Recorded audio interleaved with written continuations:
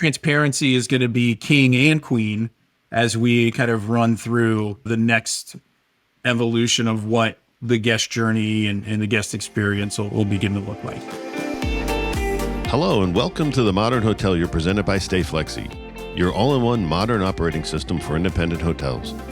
Each episode will get to know an industry expert and we'll discuss the latest trends in hospitality to help you, the Modern Hotelier. Welcome to the Modern Hotelier podcast presented by Stayflexi. I'm your host, David Malilli. And I'm Steve Karen. Steve, who do we have on the show today? Yeah, I'm really excited about today. We have Ellis Connolly, the CRO from Lassie. Ellis has worked in a few other companies like Sabre, Sendine, and Zingle. Really excited to have him on and share his experiences with us. Yeah, hey guys, happy to be here. Hey, Ellis.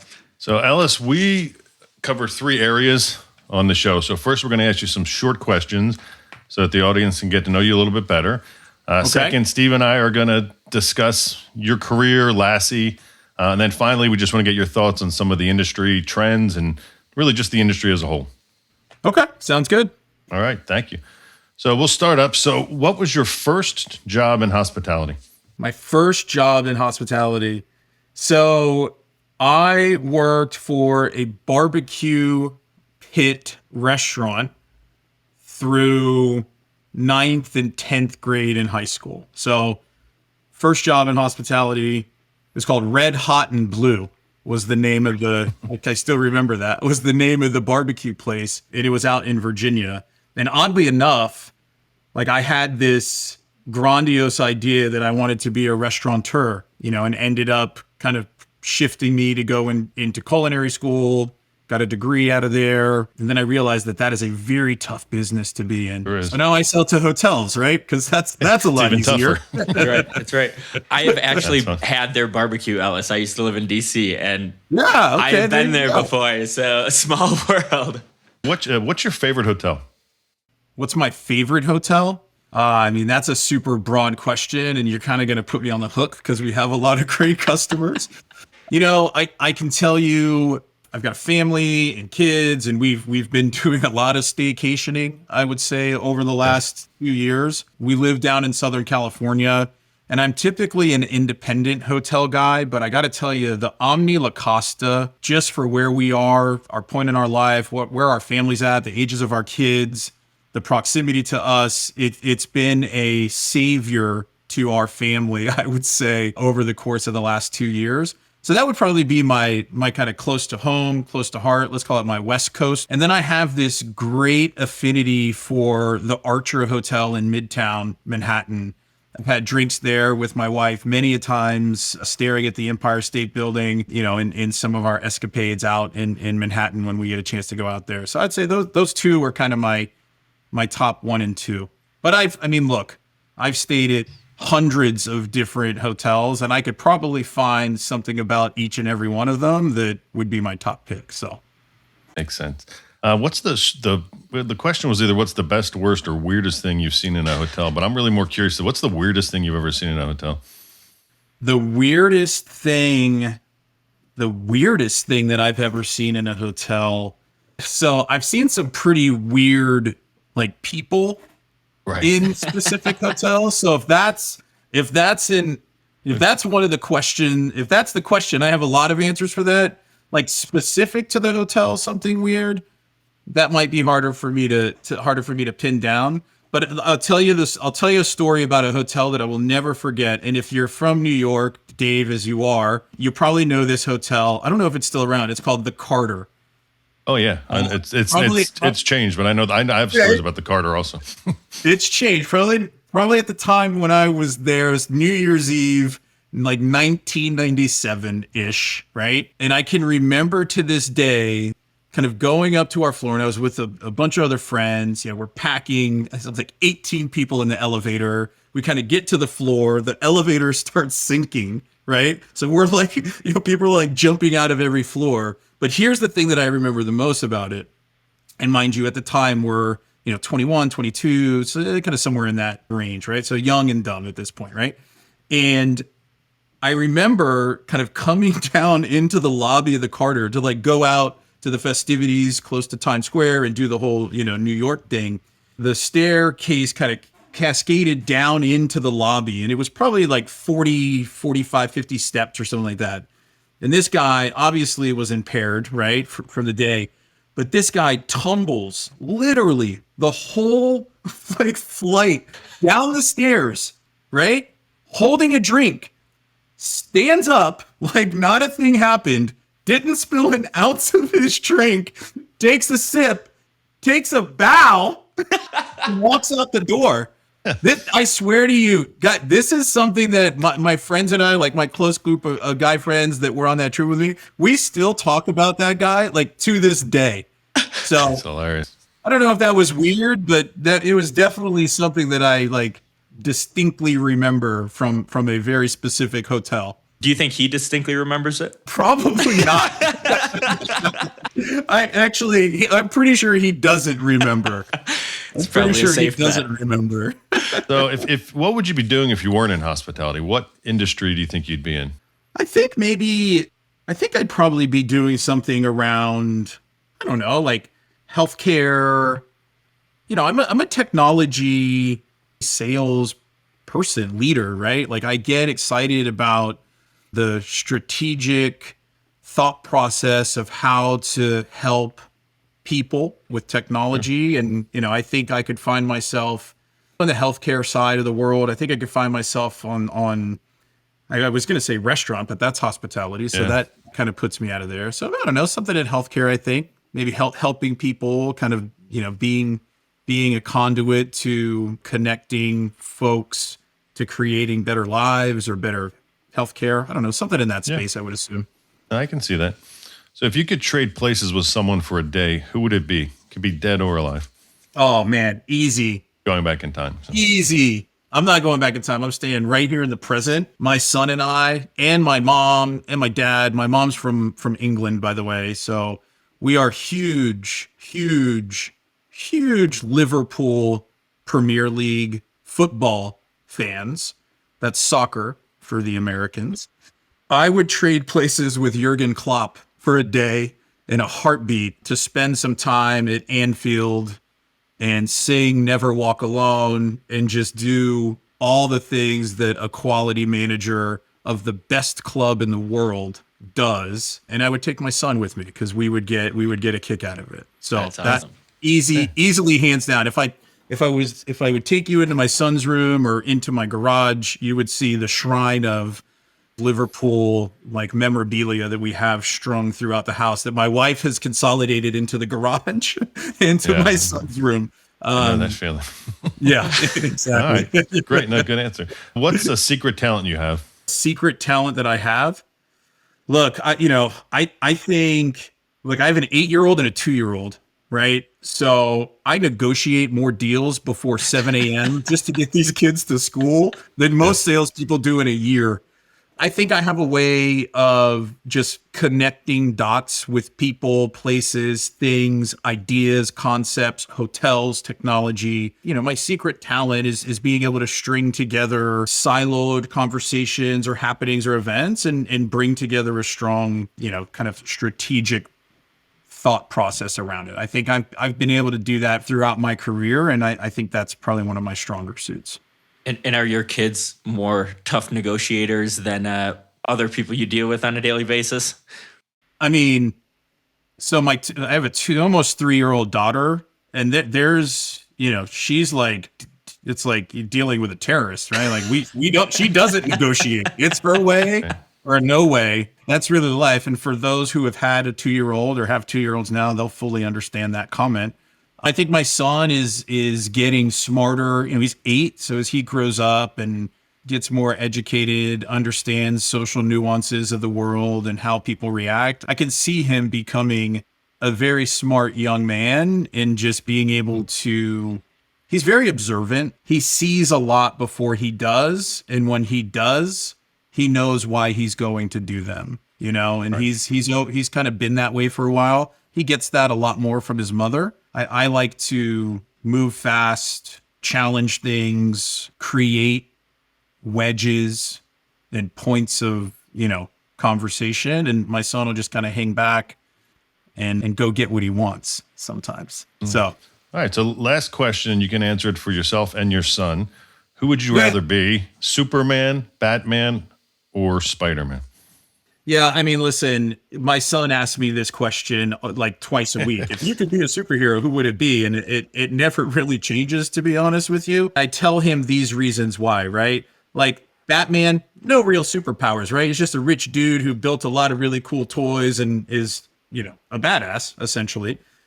Spider-Man, happenstance, you got bitten by a spider, and then you kind of like evolved your powers into shooting webs, and depending on which Spider-Man you look at, you either producing your own web or you're shooting it out of a web slinger. So it's Spider-Man, right? Spider-Man.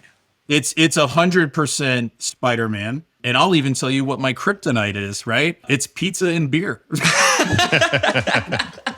Okay. We come from the same planet, it looks like. Yeah, we are. Yeah. There's a lot of us that are on that planet, and 10 or 15 pounds overweight. COVID is not helping, I tell you. Yeah. Yeah, a lot of pizza. We actually do pizza Fridays, but it is definitely a kryptonite for us here. So now I got to ask, what's your favorite pizza? Are you asking like just in general, like the topping arrangement, or are you acting like New York style, Chicago style, Detroit style? Company name. I'll let you do frozen delivery, just your favorite pizza out there. Oh, my favorite pizza out there. So, I mean, it's the pizza up the street from us. We've got a pizza place called Pacino's. The guy's from Brooklyn. He's been out here in Southern California for probably 15 years now. Just good, good place. Awesome. Yep.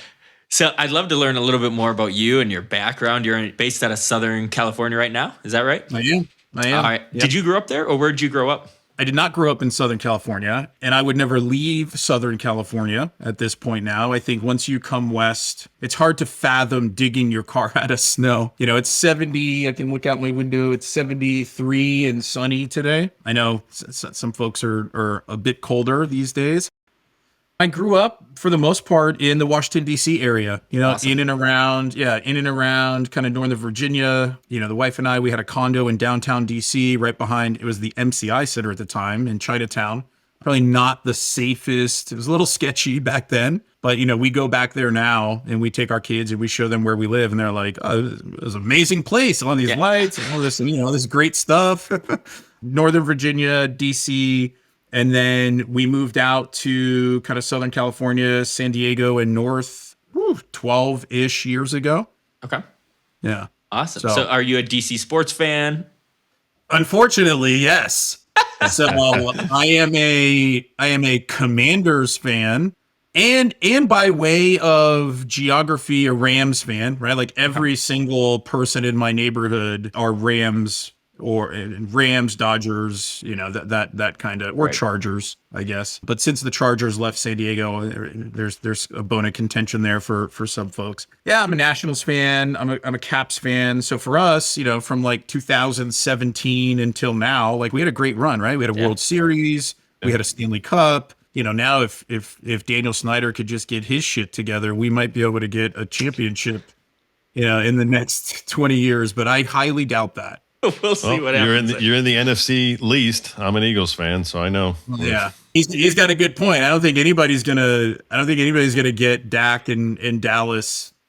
I don't think any of us can do it. So, well, I'm a Packer fan, so if Aaron Rodgers comes back, we'll see how he handles NFC. But we'll see. But so how did growing up in DC shape you? My wife is from DC. I lived there for 8 years. It's a very transient city. Like, how did that shape you to who you are today? I've always been an outgoing, social type of person, and I think that in that type of city, it kind of lent itself to having a pretty broad network of colleagues and friends and associates that led me into and or down different paths. And those paths, whether it be through career or investment opportunities or just doing really fun things sometimes, going to different shows, I don't know, just whatever. I think it shaped me to have a little bit more acceptance and potentially appreciation for different things. I also kind of look back and I think about like just the sheer kind of grit and determination and slugging through things and living in the city and not having a car and having to take the train, and like those types of things also, I would say, shape you as a person, just give you some resilience and, you know, other, I don't know, just other, I would say, hardened life lessons. Right? I would agree. I say, yeah, but I say that like, you know, I didn't grow up in, you know, my parents were well off. My dad was a VP at IBM. My mother was a real estate agent. Like, you know, we were, you know, middle class America living in Northern Virginia. Like we were good. But I think, you know, just it is a little bit different, right? Like you could sit down at a restaurant in DC at a bar and pretty easily strike up a conversation with a couple of different people fairly easy. Maybe that doesn't necessarily happen as easily in California. At least we didn't find it to happen as easy when we moved out this way. That's changed now over time, but you know, I think we were a little culture shocked when we came out here. Sure. I think it's, I mean, for me moving from East Coast to Phoenix, I think the weather and growing up in diverse weather changes people. Because when you come out to a sunny place, especially coming from the Northeast, you just feel like, wow, everybody's so happy here. You just feel there's more people who are happy. It's funny that you say this. I'm actually in school for my master's right now in communications and part-time. And I'm in this, it's like intercultural type of communication class that I'm taking right now. And it has an entire chapter devoted to this concept of how climate drives culture, right? And it's very interesting because I think a lot of people just naturally assume it, but there is some truth behind if you grow up in a cold, hardened type of climate, that there's cultural differences, there's different ways that you act, there's different expectations. So it's, and I'm not a teacher, so I'm not going to go into it more, but it is an interesting thought. Well, what I tell everybody is that it's this, for me, the key is 60 degrees. So when it's 60 degrees in New York, Philadelphia, Washington, short sleeves, you know, shorts, people are like, have this hope. And in Phoenix, LA, 60 degrees, Ugg boots, a parka on, a hat. I mean, I used to see people getting on an airplane. I'm thinking, where are they going? I thought we're going to Phoenix. Are they connecting and going somewhere cold? You're so spot on. There's a family on my son's soccer team that moved out here, you know, a couple of years ago from Wisconsin. And, you know, shout out to Wisconsin. Thank you for putting that plug in there. Appreciate that. They're out there, you know, during the winter, it gets cold here, right? It gets down into like the 40s. You know, it was like 30s. It was like 37 this morning, but it's 70. You know, it's like 70 days. You got to pack for 3 seasons if you live in California. You hear that. But, you know, I remember the first season, like, you know, games in the evening or practices in the evening. This guy's wearing like shorts and flip flops, and you know, maybe he put the hoodie on. And then this year he's got like a heater, like he's just complete 180. Blanket. I'm like, all right, man, you got soft like very quickly. It happens. I'm so soft right now compared to when I used to live in Wisconsin. So it happens. I don't care. When I take my kids to school and I'll wear a ski jacket, you know, sweatpants, you know, jeans, whatever. It's 62. Yeah. Oh yeah. Breaking out the big coat. There you go. I'd love to hear a little bit more about what makes Lassie unique. You know, what makes them different from other rewards or other loyalty programs out there? That's a big, broad question that I'll happily answer. You know, let me take a step back and just maybe set the stage a little bit first, right? Great. So we are undoubtedly at an inflection point when it comes to loyalty, the evolution of loyalty, and what loyalty means to people, right? Mm-hmm. At Lassie, we fully believe that the ability to instantly gratify someone for taking an action or transacting with a brand and rewarding them immediately creates loyalty and creates brand affinity and creates more of a slope model in a loyalty scheme where there are no more tiers where someone has to earn and burn in order to create or get value, right?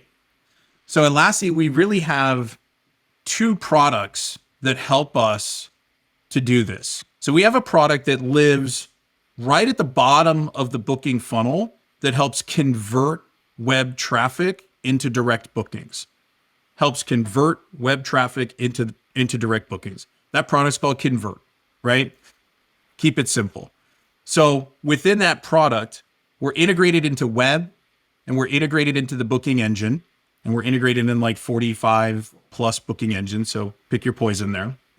And we surface reward content that's encouraging people to book direct and receive rewards. It's a pretty straightforward concept, right? After they book, we serve up a screen, you select your rewards. Lassie handles 100% of the operational lift in order to deliver, select, and announce the rewards back to the customers. If they have questions about any of it, Lassie customer support handles it from soup to nuts. So technically, no operational lift from the hotel in order to create or leverage a Lassie reward incentive program. It's very slick. Now, that is our Convert product, which leads its way into our loyalty program or loyalty portal product, which is what we call Retain. So if you guys saw the news earlier this week, I don't know when this will be aired, but earlier this week on Valentine's Day, Margaritaville Resorts and Hotels announced their Margaritaville Perks program, which is a far cry from your normal points-based loyalty, right? So, and you can maybe link up the press release to that in here. We power at Lassie that entire program.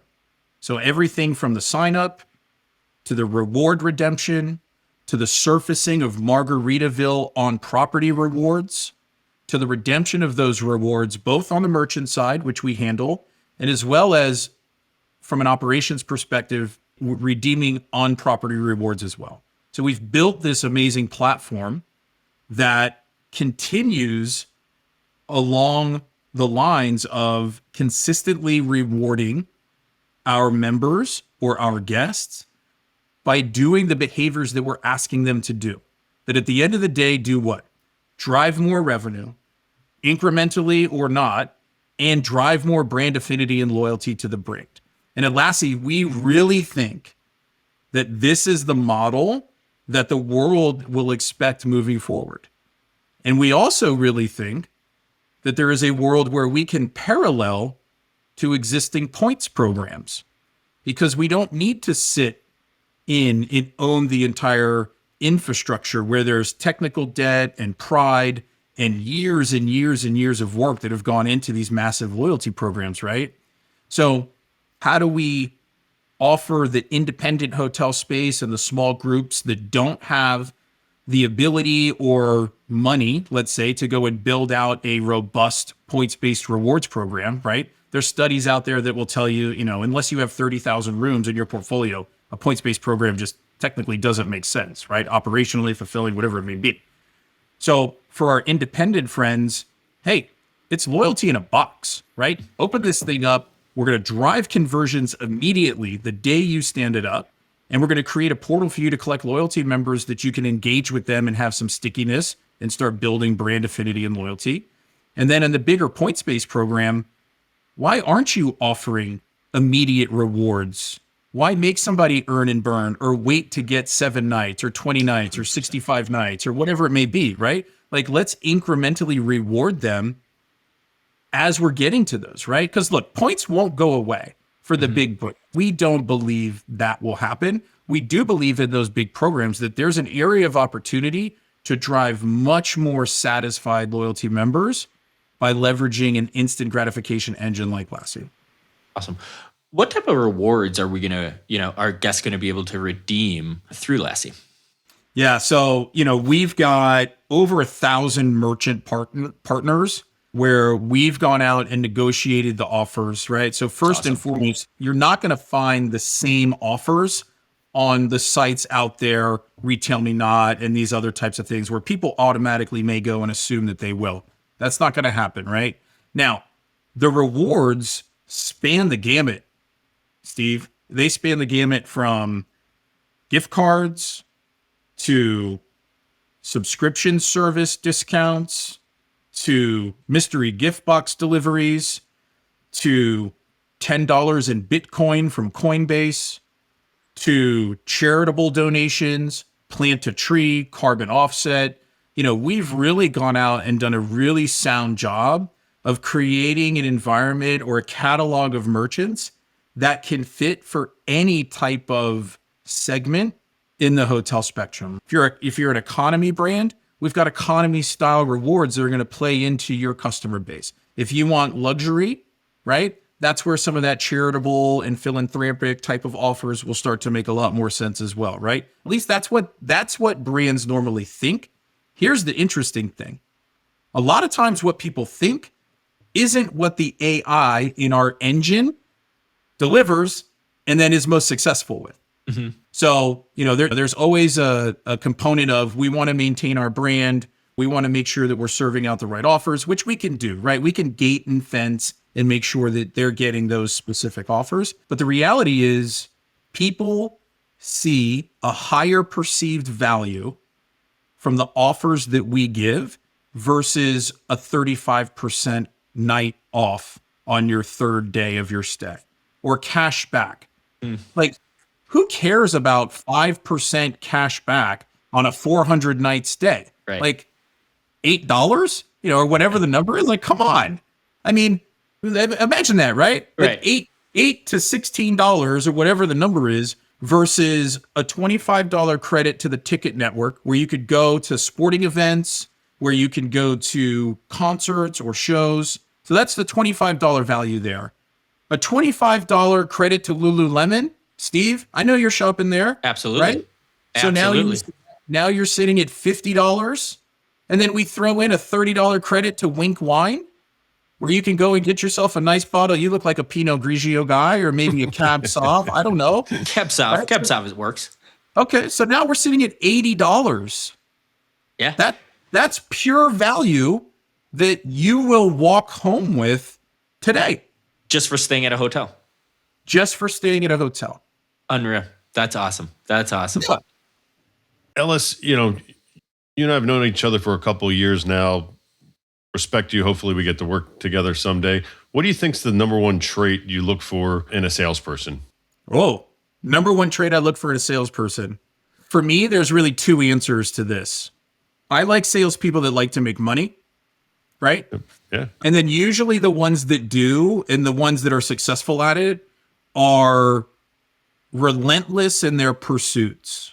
So that, and I've got if I turn the camera and I could show you, but it's one of the mantras that I always have lived by is, relentlessly pursue everything, right? That you want. And if you relentlessly pursue leads, you will win. If you relentlessly pursue deals, you will win. If you relentlessly pursue accounts, you will win, right? And that mantra kind of spreads itself across all different areas of your life, whatever it may be. But I think in sales, you've really got to be relentless and dedicated and self-disciplined to get up and relentlessly grind it out every day. And I tell my team at Lassie, and I've been having these conversations. I'm new here, right? I'm 47 days in at the organization. And, it's the little things that compound over time that help salespeople be successful. And that little thing could be sending out 15 notes on LinkedIn on a Sunday night, every Sunday night, right? Whatever that little thing or whatever that thing that you relentlessly do all the time, it just helps you win over and over. And what's really cool is I've been able to show that here within Lassie fairly quickly. And we can't share any of it right now, but we've already in these 47 days, obviously the Margaritaville stuff was way in play before I got here, but we've already got some big wins that we're going to be ready to share with the world here over the course of the next few weeks and few months. And it is they've all accumulated out of these little things that we've been doing over the course of the last 47 days. I agree with you 100% because you can see someone present a PowerPoint, you can hear someone give the pitch, but that's just such a small piece of the overall effort that goes into it. So I agree with you 100%. Was there a moment you kind of realized like, hey, I'm good at selling and I want to be in sales. I want to be managing people. I want to be running a sales organization. Was there any time where you just kind of felt like, well, hey, I'm really good at this? Yeah. Care to elaborate Next on question. that? I mean, look, I think anyone that knows me well or has spent a good amount of time with me is going to know that, I'm usually not one to hold back. I'm usually not one to pull punches. I'm usually full force. And I have a motor that runs and runs and runs and runs very fast. And that's me. That's always been me from day one, right? In sports, when I played, through high school, in life. And it gets me into trouble sometimes. Like I'm 100% or nothing. My wife will tell me that all the time. When I first realized that I was really good at sales was when I was with Aramark and we're selling corporate dining services in the DC area. And that's not an easy sell. I mean, it's not a heavily competitive space, but the competitors that are in it, Sodexo, Aramark, Canteen, like it is. And then Aramark took a stake in a company called Seamless Web at the time, which was a corporate meal delivery service, which then was acquired by Grubhub. And, they were kind of the New York City, like lawyers were ordering their food from that service. And it was, it was amazing. I still know people there. Great organization. It's part of Grubhub now. But when I started interacting with that team and getting that product into some of the DC market, that's where it kind of clicked for me to shift my career into technology. And then shortly after that, I got picked up over at Cvent, crushed it there with Bharat Malhotra and Reggie and Brian Ludwig and that whole team there, who, by the way, have just built an amazing company and culture. And they just recently IPO'd again on the NASDAQ. So, they are an amazing group of guys.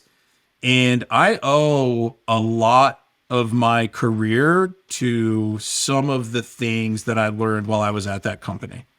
Some people don't like it, to be honest with you, but the culture that they created, the hustle metrics, the drive, the, just the passion to be successful. It was a fun place to be at the time. It was right when Insight invested, almost $200 million at the time. And, we were, I think like 350, 400 people. And now they're, almost 3,000 people. It was a fun ride, that one.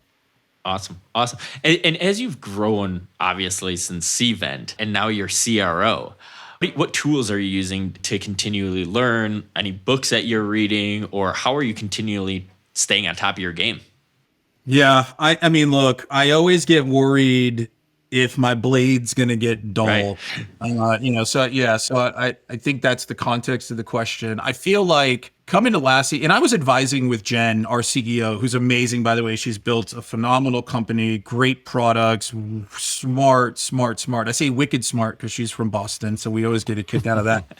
I just continually get excited about being in the trenches and going out and getting deals done, whether it be from a color commentator perspective, from helping a rep, whether it be from strategically assisting with the deal from an executive sponsorship perspective, just really getting into the nuts and bolts of structuring deals and account strategies and tinkering, right? And figuring out what works. Right. And that's always gotten me excited. And the great thing about where we're at now as it relates to Lassie is I'm out there again. I came from Sabre, I was there a couple of years, amazing organization, great company, do what they do extremely well. I was a GM and kind of over a sales and account management team.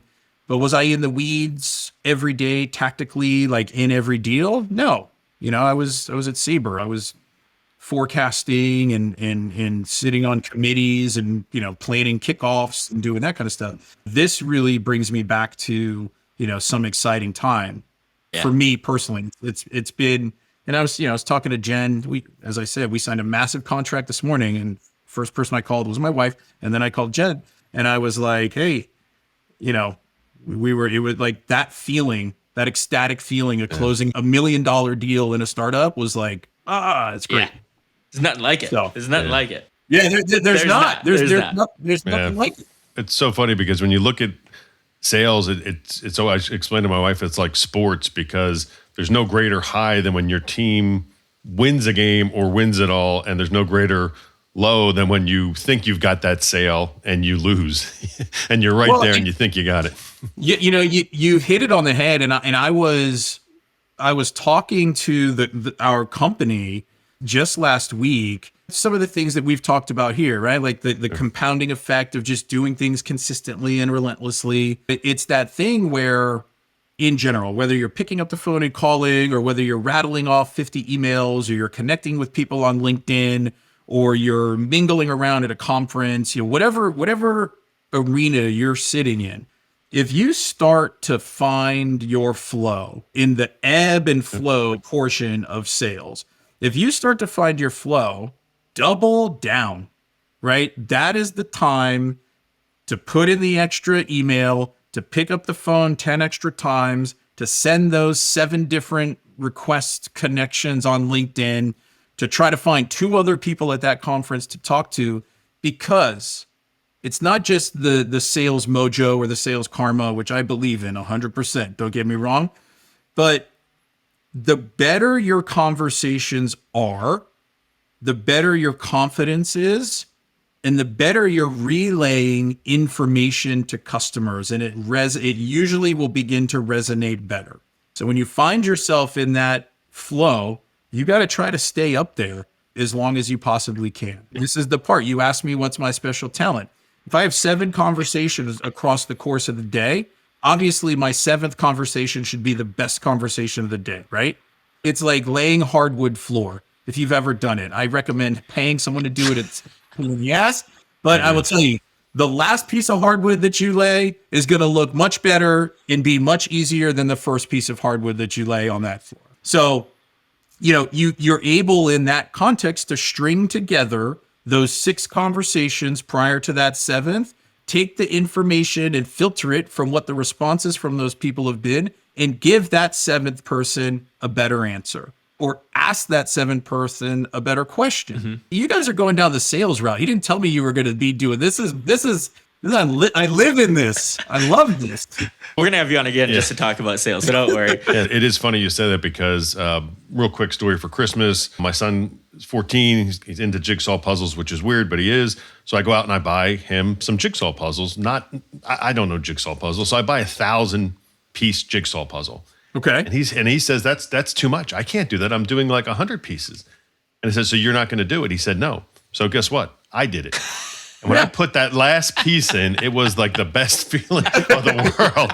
I mean, it was like, and it was a lot, but there was 2 points there. One, to your point, that satisfaction, but 2, also, it's that where that leadership kicks in, where you're trying to get your sales team to follow you. I'm trying to get my son to say, look, it's not too hard. I can do it. You can do it. So Yep. Interesting. But I love that too.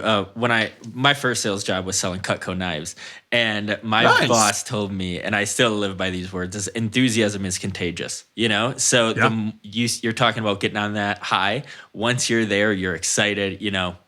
Your enthusiasm sells itself pretty much. So I love that. Yeah. I think what you said was dead on. So perfect. David, should we get into some industry stuff here?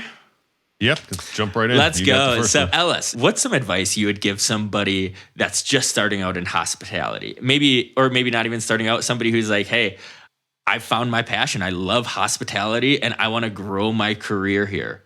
What would you recommend them? Any advice? Yeah, I mean, look, it is an amazing industry that takes very specific people that like to serve in a humble manner, right?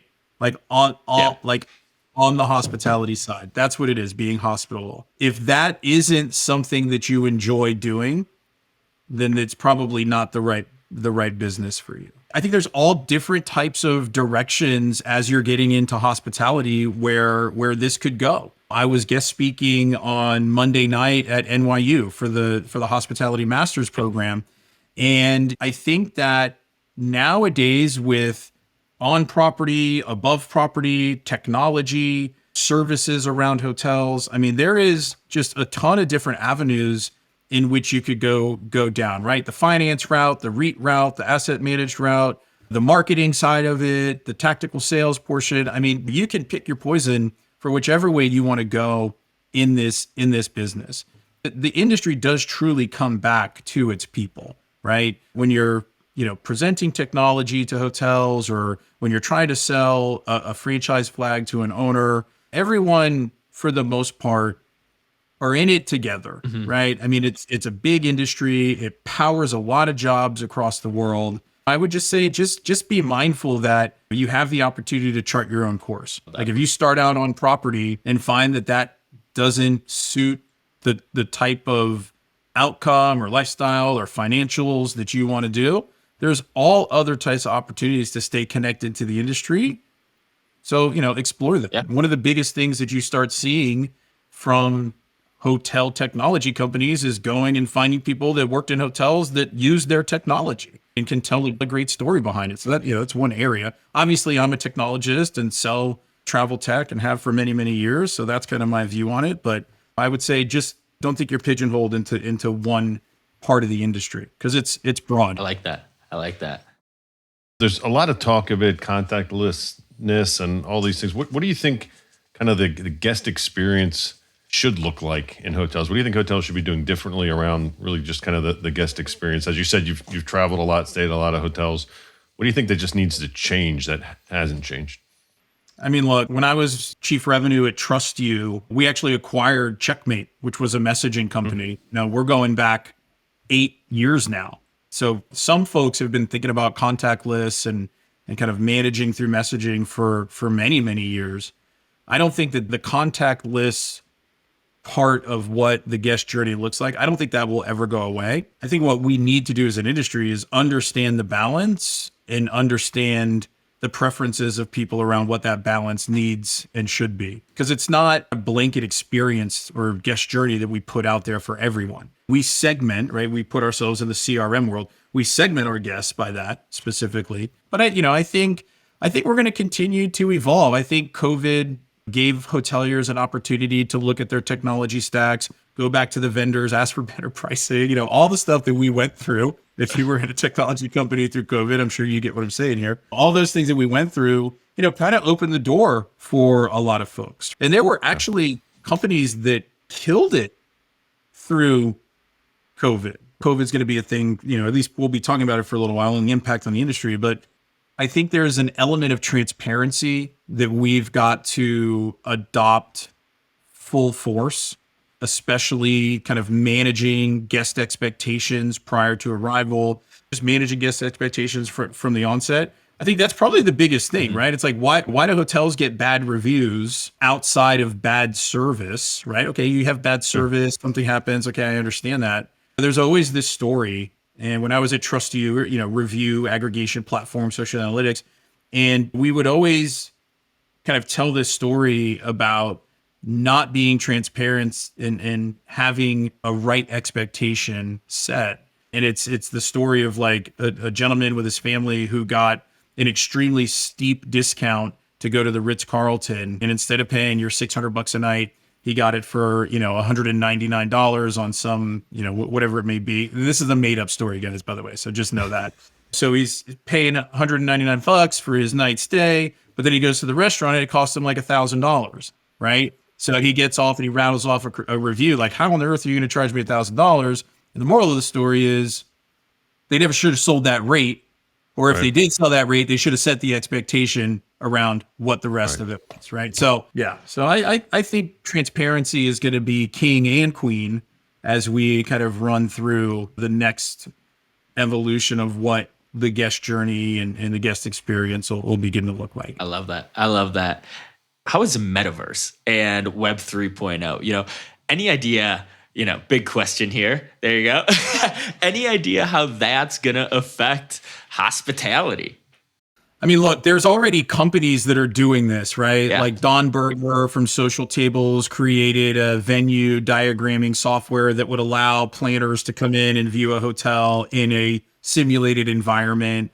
So I mean, when you think about it from that perspective, there are some things in that vein that have already been done or are still being done, right? I don't see myself, and I'm speaking personally for me, like I'm not going to pay for a vacation to put on VR goggles and go walk around and fake put my toes in the sand, right? Right. So from a pure travel experience perspective, I don't know. There could be some things there, but probably not up my alley, I would say.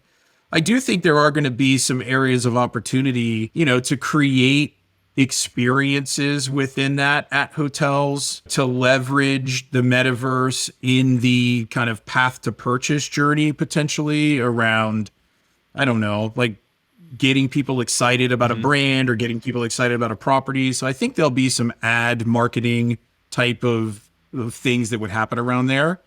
I just think that our industry is typically, and when I say our, like hotel, we're typically a little bit behind what the quicker moving markets are doing. This is usually what happens, right? It's usually, let's see what one of the big brands does. Right. Then another brand will say, oh, that looks interesting. Let's do it, but we'll call it something different, right? Yep. And then they'll get their things going. And then the independents, at least the forward-thinking ones, will be like, okay, well, can we afford that? Maybe we can afford it. Okay, we'll do it. And then that trickles down. And then, now you've got an industry trend, Sure. right? That usually is typically how that kind of waterfall works.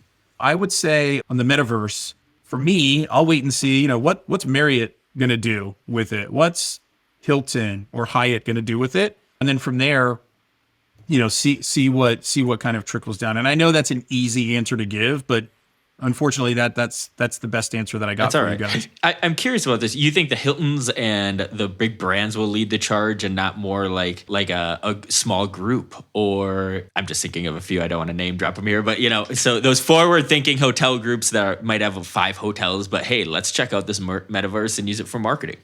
Yeah, 100%. You're always going to have the first movers that come from the more progressive, smaller, agile types of organizations. But the reality is, to create a global trend within an industry, it's not going to be that 5 hotel Right. group You're right. that sets it, right? So while I think there'll be those types of movers that'll happen, and I agree with you, those will 100% be the ones that start tinkering around and making it happen. Just from my experience, I usually feel like until something at scale happens, Sure. That makes sense. it won't happen. I mean, think about mobile key, right? Yeah, Absolutely. 100%. Yeah. So we're up on the hour. Really, we'd like to know kind of what's next for Lassie. Let everybody know how they can find out more about Lassie, and we'll give you the last couple words of the podcast. Oh, well, awesome. Well, first of all, thank you for having me. I hope I didn't embarrass myself too much. You did great. No, yeah, I thought it was good. I had a good time. It was fun. Look, Lassie, we are really sitting at an inflection point in this industry of what people think loyalty is and should be. And there will constantly be a battle between, points versus no points, instant rewards versus having to earn and burn. And we sit very nicely in the middle of that conversation.